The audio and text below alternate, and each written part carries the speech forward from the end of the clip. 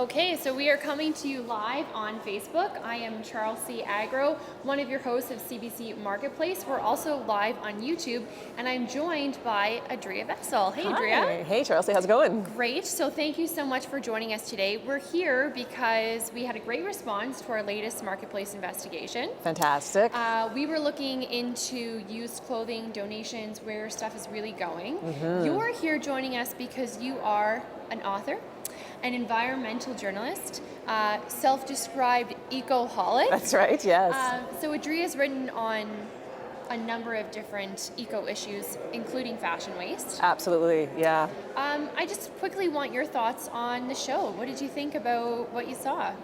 Well, I have to tell you, it was really eye-opening to see where some of our clothing ends up. I was surprised to actually see it being burned like that. I do know that a certain amount of clothing gets dumped and doesn't get resold and so on, and a lot of it ends up overseas. And I did know that, but I was really shocked to see it just going up in flames like that. I think a lot of people were. So we did have a number of questions from people in response to the program, and I'm sure people will have their own questions. We are taking them live on Facebook, so feel free to send us a message if you do have a question for myself or Adria.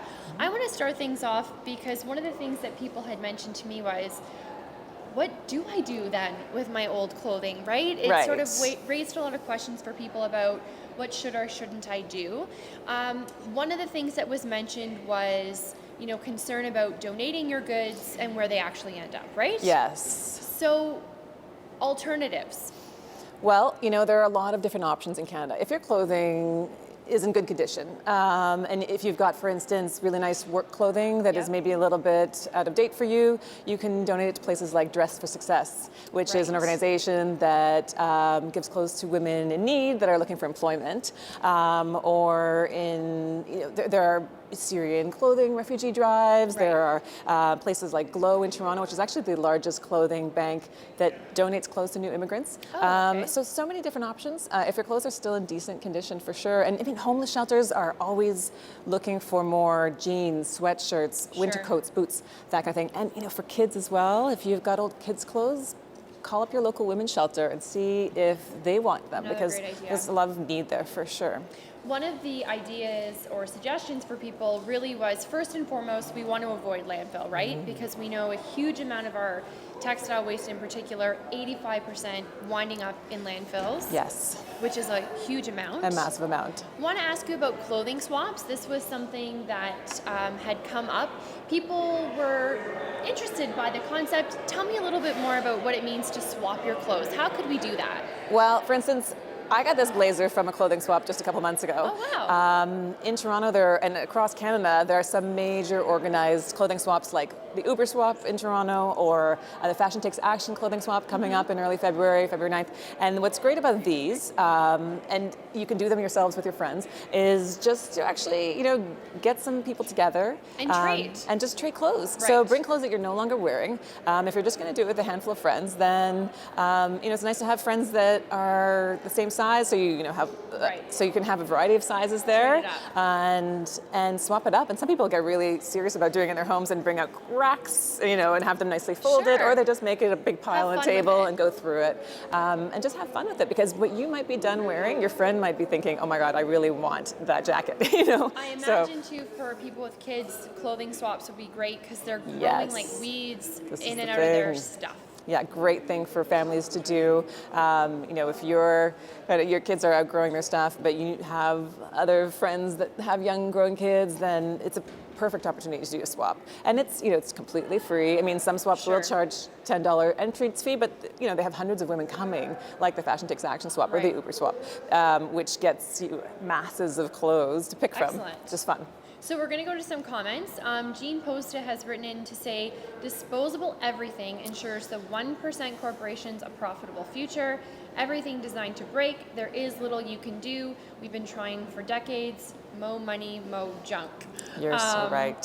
So for someone like Jean, it's a legitimate concern, right, with fast fashion, that it doesn't last as long. Suggestions for ways or how to look for clothes that will last? You know, I mean, the truth is this fast fashion stuff does not hold up, and we know that. You put it in your dryer a couple times, and poof, it's like it starts to vanish before your eyes, and it's really frustrating. But it's so tempting to keep going back because of the cheap prices. But the truth is, you know, if you're spending $10, $6, $18, you know, on an item of clothing, you can expect that you're going to have to buy it again very soon. Right. So you're better off spending more upfront. And you know, my father would always say that when he was young, you only had 2 pairs of pants and 2 sweaters, and you know, whatever it was. And maybe we're not ready to go back to that yet. Right. But I do recommend buying less, putting your money, you know, into clothing that that just feels like it's higher quality and quality, not quantity. This is the thing. Just think about it. You know, when we go to a vintage clothing store today, you can get clothing that's 30, 40, 50 years old. And still in good shape. It's still in good shape. For a reason. I don't think we're going to be made doing better. that with fast fashion. You're not going to find this, you know, Zara top in a vintage store 50 years from now. And so just investing your money more wisely in clothing that lasts and looking for great, let's say, Canadian-made designers that are doing it with quality. So I'm Charlsie, Agro, one of your hosts of CBC Marketplace, joined by Adria Vasil, who is an environmental journalist, eco advocate. Another question or comment from Gail, who says, don't buy so much, give things away directly to someone who needs it. Also, rag rugs are better made at home than purchased at places like IKEA. So that's an interesting suggestion. Take your old stuff and turn it into a carpet. Absolutely. I mean, it's true. There's no need to buy a rag rug made from someone else. I mean, these were the original upcycled projects. You know, our grandmothers made rag rugs out of rags. And one thing that I do at home is I'll take an old sweater and cut it into a new mitten. I mean, this one in particular I was gifted, but I do make them as Christmas presents every year for people. Scarves and sweaters out of old, scarves and mitts out of old sweaters. They're really easy to make. Fantastic. You can take old T-shirts, and first of all, if you just go to a bookstore, go onto an online bookstore and look up upcycling clothing books, they'll give you hundreds of ways to reuse your T-shirt. Yeah, you can take your T-shirt first of all and cut it into, you know, rags, or old socks again into rags, into handkerchiefs for your socks. Not socks, sorry. Handkerchiefs with your T-shirts, and you know, turn that T-shirt into a veggie produce bag, that kind of thing. Lots of fun projects you could do. So Linda Carter says, thank you for that report. It was really eye-opening. Problem I didn't realize we had. So thanks for that, Linda. We really appreciate you watching. Another question coming in from Michael Strathmore. Why, in this day and age, isn't black plastic recyclable in Toronto? Not using it in the first place is one thing, but sometimes you do get it, and the fact that it cannot be recycled is shocking. So I've actually done a couple of stories on recycling in Toronto and beyond. It is a great question, Michael. Honestly, I from what I understand, there's something about the way it's composed and what's used in the black that makes it a challenge. It does make it challenging to recycle. I don't know the technicalities of it, but I mean, it's really frustrating because there's so much takeout that comes in black plastic. Those like rotisserie chickens, I feel like, are always in those things. Exactly. If you're getting takeout, Thai food, whatever, it's going to come in black plastic. Unfortunately, it's not recyclable. And people are trying to stay away from styrofoam because, you know, it's not a good one either. Yeah, just as but unfortunately, the black plastic stuff still is not recycled. We're, you know, keep putting pressure on the city to figure out solutions. Yes. But that's one of the things I heard too, Michael, is the pressure really needs to be put on the people who are using it in order to sort of evoke that change. And the truth is it would be nice if we had kind of more zero waste options, even in places like grocery stores. I mean, bring your own, and bring then your you wouldn't have own, to exactly. use. And some places do encourage you to bring your own takeout containers, and they'll give you a discount on the food, which is great. So I'm Charlsie Agro, one of your hosts of Marketplace, joined by Adria Vasil, eco advocate, author. We are taking your questions live on Facebook. We're also streaming live on YouTube. Mega Girl asks, can you repurpose clothes? If you can, any ideas? So you already mentioned the carpet. Yeah. You showed the mitten. Absolutely. Any other things you would suggest for repurposing clothes? Well, one thing that I've done with girlfriends is just have sewing nights, and I would stop by a local secondhand clothing store, pick up some things that I thought could be reworked. I'm like, you know what, this T-shirt or this blouse could actually make a really cute, halter top, whatnot. And my skills at sewing are super basic, but I took a shirt, made it into a skirt, and within 2 hours, I had 3 new items of clothing and wow, that's really a great basic sewing idea. skills. I mean, and then there's like, this dress here is made out of a bunch of old sweaters. Okay. This is by Susan Harris Design, but there's tons of great designers that do this too, like Jennifer Fukushima, Pre-Loved uses some recycled materials, and for kids, Nudnik as well, and they do really cute things. Well, it might inspire you to, say, take that t-shirt and make it into a new kid's onesie or whatnot. Okay. If you're handy on the sewing machine, then it Yeah. does give you a few more opportunities, but I would definitely look up recipes, DIYs online for upcycling your clothes, and or purchase a book from a clothing store. From a bookstore. There's so many options. And find someone who does know how to sew. Maybe they can help you out. Oh, by the way, there's a really great wedding dress designer as well out of Vancouver who takes old vintage lace tablecloths and makes them into gorgeous wedding dresses. Wow. The company's called Reclamation Clothing Design, and it's just really inspiring in terms of what you can do with leftover materials that would otherwise go to landfill. Okay, so another question, this one from Kessia. What are some of the Canadian clothing designers / companies that you would recommend for more sustainable options? So Canadian, I'll let you answer that, but one we learned about through our research is an American company. It's Reformation, but they use a great deal of recycled materials in their designs. When it comes to Canadian ones, Adria, do you have any suggestions? So many brands like the ones I just mentioned, Yeah. Jennifer Fukushima, Pre-Loved, indie ones like Susan Harris, and then there's just, great companies that are like Nudnik, making them for clothing, kids clothing. I have one item here that I wear every day in winter by Honeybee Design Hive. She does these great infinity scarves. Oh, neat. Yeah, out of circle old scarf. sweaters. Oh, that's beautiful. And it's the warmest thing on minus 40 days. And there's just an endless list. Actually, if you go to Fashion Takes Action's website and look at their members list, you'll see a ton of great, fairly made, Canadian-made clothing items that are, they're not all necessarily made out of recycled content, but they do all use ecological, sustainable fabrics. That's something else I learned working on this story was there is a difference between truly recycled materials, recycled fabrics, and sustainable fabrics. When we say recycled, we mean old turned into new. There is a difference between recycled and sustainable. So if you are really concerned about waste and not generating more waste, try to educate yourself about the difference. Yeah, there's organic textiles, organic cotton.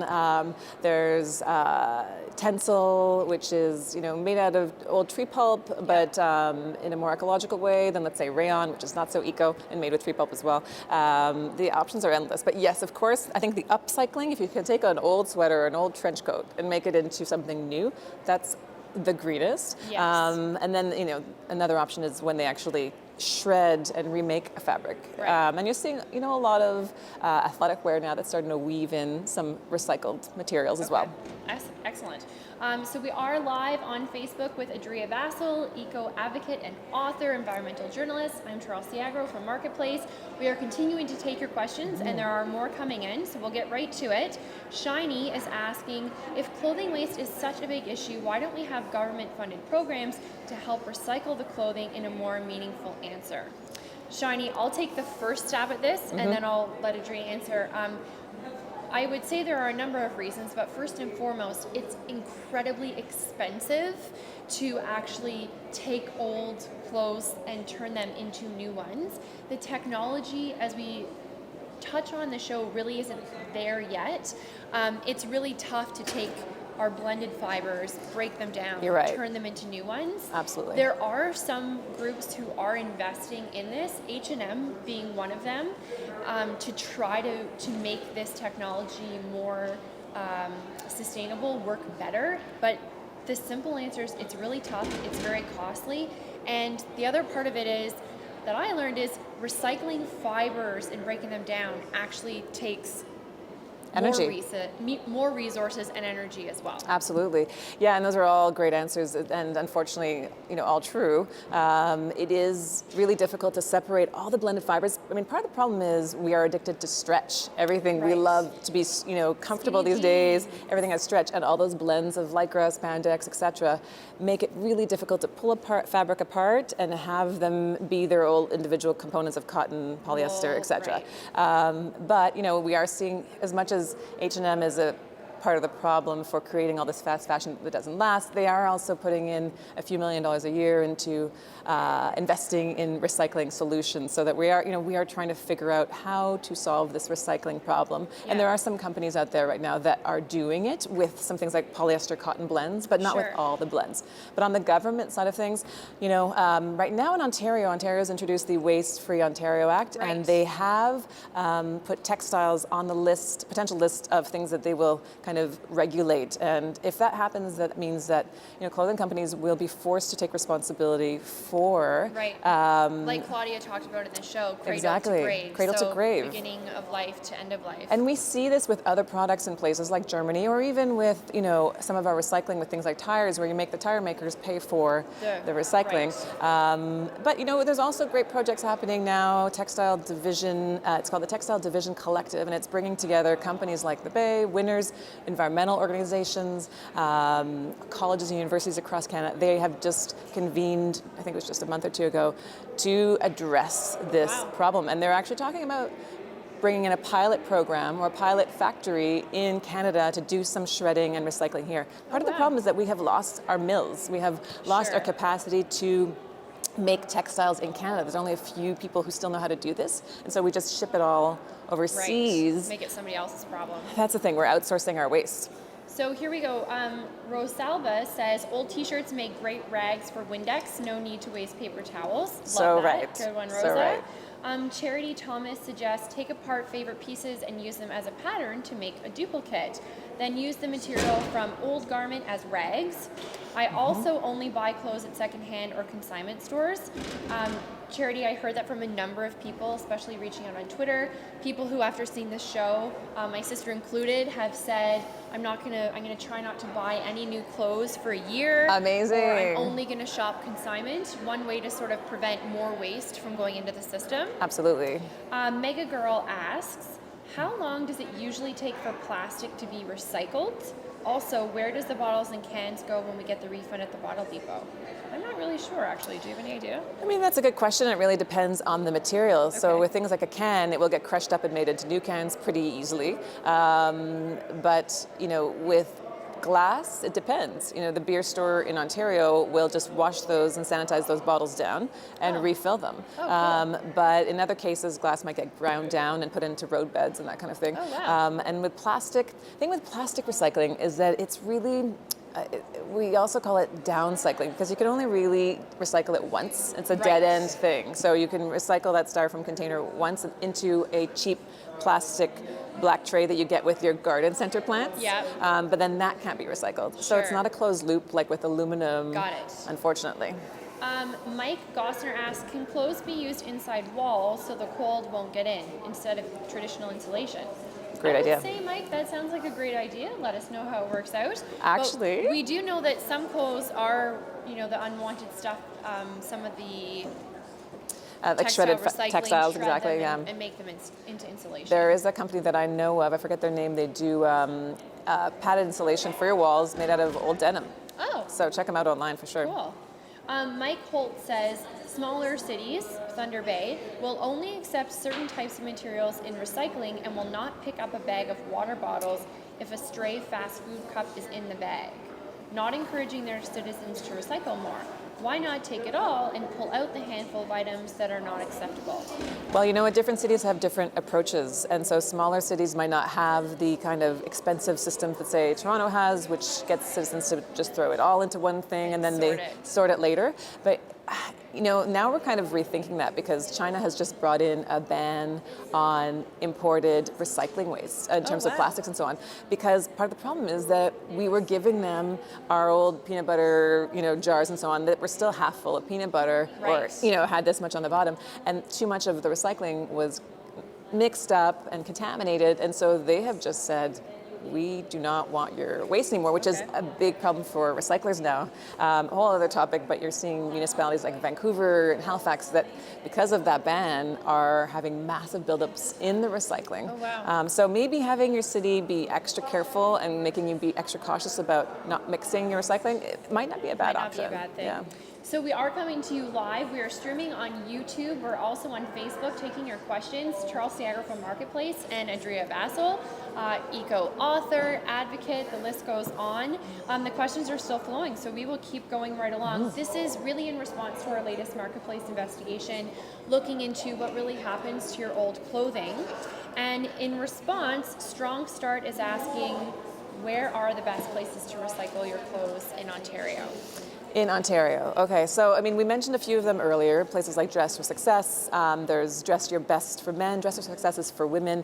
There's prom donation places. These are places where your clothes are literally going to be taken from you and given directly to someone in need. Homeless shelters, women's shelters, exactly. Sure. I mean, this is if your clothing is still in good condition. Right. If you're giving it to a charity like, let's say, Diabetes Canada, yes, they will sell it to Value Village, and of that, let's say, 3/4 of that might end up overseas, being sold to clothing markets, etc. there. But at least if you are giving it to a major charity like that, then the Diabetes Canada does raise $10 million a year by selling your donations to Value Village. So that money is those donations are at least in your community. Exactly. So I mean, you can donate based on your value system. That's a great point. Your own value system. That's what I would recommend. So Mike Gosner comments, so basically we need better technology for clothes recycling. Yes, Mike, I think we can all agree that would be awesome. And if you come up with how to solve this problem, oh my God, I would imagine you will be a millionaire. Well. Yes, we need your help on this. Any engineers out there? Yeah.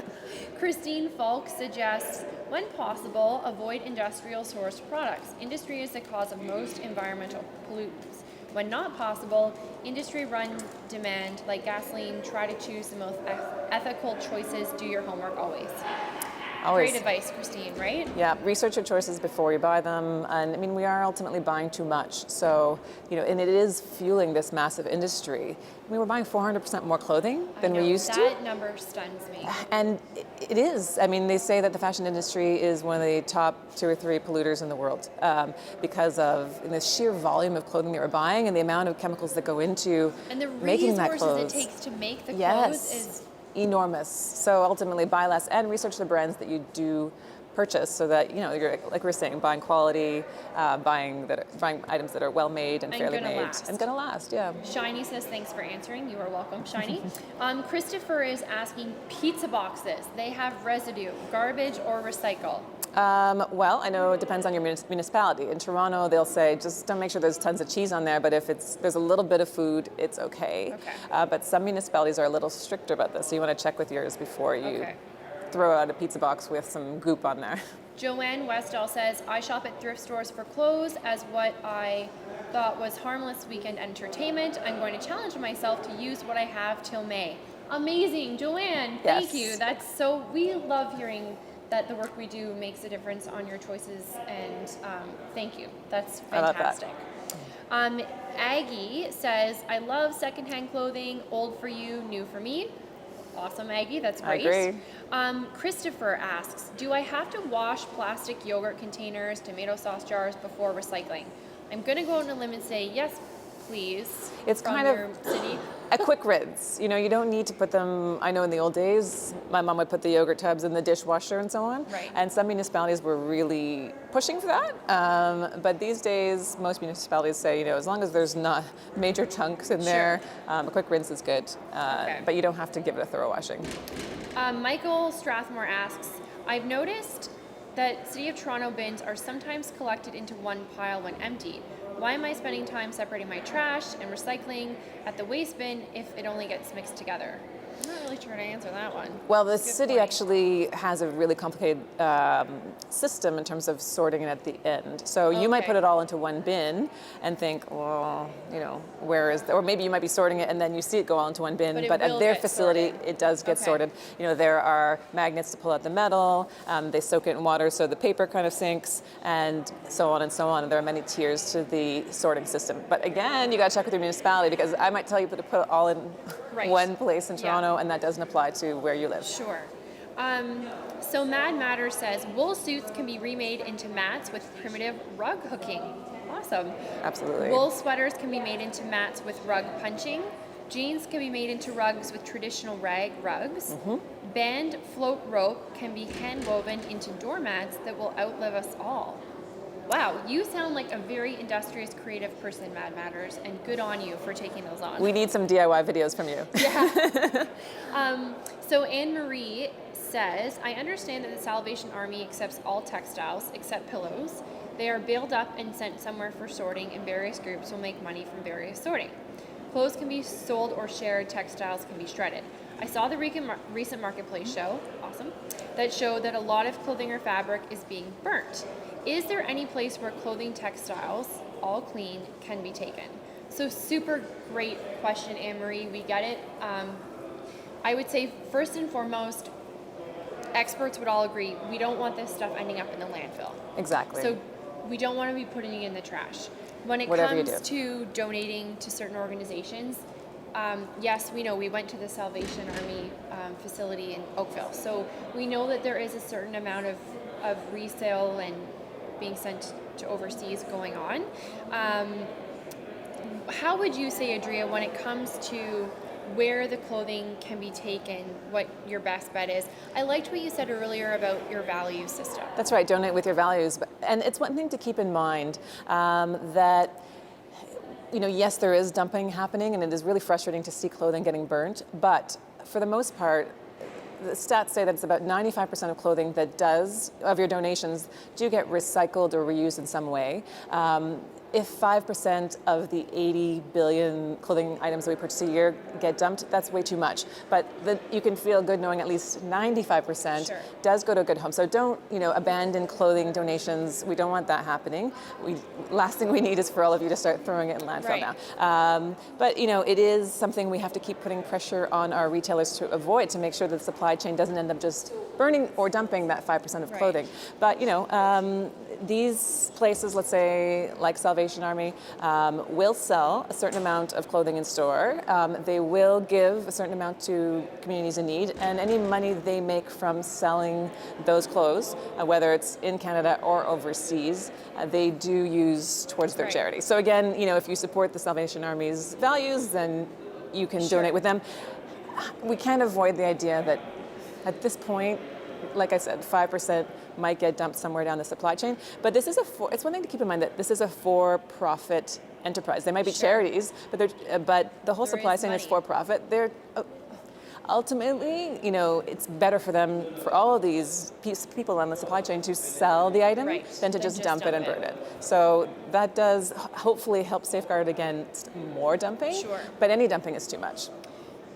So yeah, Anne-Marie, it is a tough question, right? As you saw on the show, no simple answer. I did want to say one thing about this, and that is one more thing about this, and that is, a lot of the places I mentioned, the homeless shelters, the women's shelters, the Dress for Success Canada, they only want your clothing in good condition. So the only people that are taking your, sock with a hole in it, your family's old underwear or whatever it might be, are the Value Villages, the Salvation Armies, etc. And those are ideally ending up getting recycled into... the insulation, the carpet padding. Exactly. So that's true. Take some comfort in that your old unwanted shredded stuff, the first point of attack for anybody is to try to make some money off of it, which means, hopefully it will get recycled into carpet padding, insulation, things like that. And it's in everyone's interest to get it to the right place. So if there's a shady dealer that is taking your ratty t-shirt and putting it in the middle of a good bale, and then that person in Kenya gets a bale that looks like it has good clothes, and then the middle has really crappy clothing that should have been recycled, he will stop buying from him. And that stuff in the middle that maybe had holes in it or whatnot, or was shoddy, that should be going to a rag dealer or a rag, rag maker that is turning those into insulation or rags. So thank you all for continuing to send your questions. This is great. We've got more, so we're just going to keep going. Charlsie Agro, one of your hosts from Marketplace, Adria Vasil, eco-advocate, author, environmental journalist. We'll keep moving right along. We're taking your questions about how to live greener, what to do with your old clothes, anything that you're interested in asking of myself or Adria in response to our latest investigation. So Emily says, we need to shift our focus away from this idea that recycling and donating is going to resolve our environmental issues. The problem is overconsumption. We need to find other ways to access the things we need. For instance, borrow stuff you only need occasionally from a library. Love this idea. Love this. Absolutely. Great point. Leanne Gallagher asks, what is being done at the manufacturing level to reduce waste and design products and packaging that is more sustainable? We have forgotten that reduce and reuse come before recycle. Excellent point, Leanne. And those are two great points. And I first wanted to talk about the borrowing, because there's a great system out there for actually borrowing clothes. You don't have to purchase all your clothes. There's two companies I know of in Canada. One is called Borrow, B-O-R-O, and the other one is called Rent, Frock, Repeat. Rent a Frock, yeah. And I think they run Dragon's Den. Rent a Frock, yeah. And they basically will have, if you need, special occasion wear, you don't have to go buy a fancy dress. Just like guys could always rent a tux, now women can rent, a beautiful outfit for whatever you need it for from these places for just a weekend, instead of going to buy that handbag or buy that dress. So a couple options there. And of course, on the non-clothing front, there's places like the Sharing Depot, which will let you actually just borrow all kinds of things that you don't necessarily need to buy, because we buy too much stuff that we use once. I mean, I know I have a bread maker that I used for a couple months, and then now I could just borrow it. But your second question had to do with manufacturing, right? Yeah, manufacturing. I know in the fashion industry there are some labels who've talked about trying to really make sure that when they're ordering fabric, like a run of fabric, they, when you punch out what you need, there's leftover, so they're trying to use that in other ways. Water, I know, is a huge challenge for people in the textile industry. Couple quick points on that? Yeah, I mean, a lot of clothing companies are actually trying to reduce their industrial waste, just because, I mean, it's expensive for them to get rid of it as well. And it is more, it's like with all things. Once a company goes green, they're actually saving themselves money by throwing out less fabric. If they can figure out a way to, cut the patterns more efficiently and so on. And that's being taught in fashion programs now as well. And that you can Google zero waste clothing designers, and some of them are actually figuring out creative ways to not have so much waste at the end. Oh, awesome. And then companies like Reformation are actually, as well as Pre-Loved in Canada, are using what's called dead stock fabric. So let's say a major company like The Gap or whatnot uses so much fabric, and then there's a bunch left over. Oh, at the end of the end of the run, it's not enough for a very large clothing company to use, but smaller companies like Pre-Loved will actually use that dead stock cotton that would have ended up in landfill, and they put it to use into new clothing. Hope that helps, Leanne. Gwen Dewar has a tip. I wash my recycling after my dishes are done. Good on ya. Then I don't have to waste clean potable water to rinse recyclables. It's easier too. Just put it in the sink, labels soak right off, then drain and recycle. Thank you, Gwen. That sounds like a very practical thing for a lot of us to do. Absolutely, yeah. Charity Thomas also has a tip. Animal shelters will also take textiles to use for bedding for the animals. Oh, good to know. That's a great idea. Give your local humane society or animal services the call. I like that. Nadine Lewis says Value Village has temporarily stopped their fundraising donation program due to China's decision, and don't know when they will start. Again. That's a really interesting point. I didn't know. You know what, Nadine? I'm not familiar with China's decision, or. I know that China's decision had applied to plastics, and I will have to look into that applying to textiles as well. Okay, thanks for bringing that up, Nadine. Yeah, we'll look into that. That would be, a serious issue for a lot of organizations that are actually sending textile waste to China. And the problem with this is, China right now is trying to crack down on pollution, and so they're kind of framing our recycling imports as waste that is, polluting their own environment, especially if they're ending up with heaps of it that necessarily don't end up getting recycled. Sure. But I mean, at this point, China has really been a leader in producing recycled textiles more than other places, and so if it's anything like the plastic thing, what's being expected now or forecasted now is that China is going to be producing a lot more virgin plastic with less recycled content, which is not good for the planet. Not the way we want to go, and I imagine it would be the same thing for clothing. If we have China producing less recycled textiles, then we're all in trouble, really. Right. So thank you for bringing that up, Nadine. We'll certainly look into that further. And if we've got some updates, we'll always turn to Twitter, so you can check our marketplace Twitter feed or mine for some more on that. We're going to go to Mega Girl, who asks, is there an energy usage difference between making new items versus making items from recycled material? So I would say, first off, Mega Girl, we know that recycling clothes is super hard. Yes. Breaking down the blended fabrics, like most of our stuff is not easy. That's true. It takes a lot of resources, energy, water, etc. You're right. And then the other thing that I learned that was so fascinating is, even if you wanted to take recycled fibers, when you break them down and recycle them, they actually get weakened. So the strands aren't as strong as the new sort of virgin fibers. So even if, for example, you wanted to make a t-shirt out of recycled cotton, from what I read, I think you can only use up to 20% recycled cotton in the new shirt, because it won't be durable enough, it won't be strong enough, it'll just fall apart. Unfortunately, we haven't ironed out all the kinks on the textile recycling front, and yes, certain fabrics like cotton will be weaker once they are recycled. They're shorter threads, so that does make them weaker.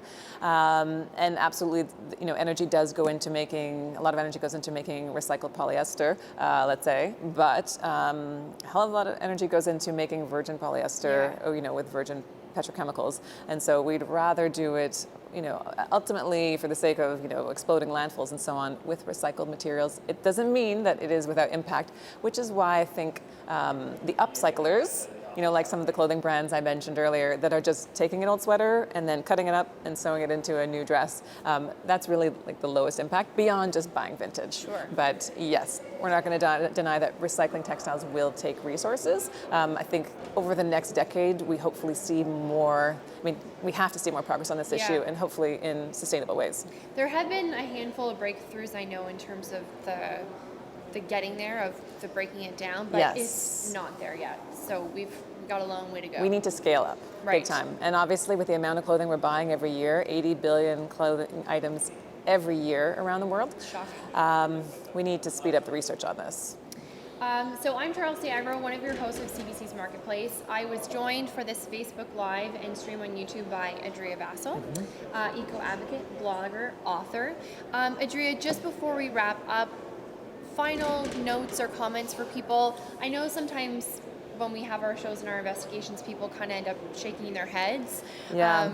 And what would you tell people, now that the show's been out there, the story's been out there, to sort of maybe not uplift them, but at least re-energize after what they've seen? Well, the truth is there are so many great ways to keep clothing out of landfill, and I know Fashion Takes Action talks about the 7 R's. It's not just reduce, which is buying less, reuse, getting it vintage, or swapping and recycling, but also repairing is another one. Sure. We don't do enough clothing repair, repurposing, like the upcycling, renting, as I was talking about earlier, and just doing a research on the clothing you do buy, so that we start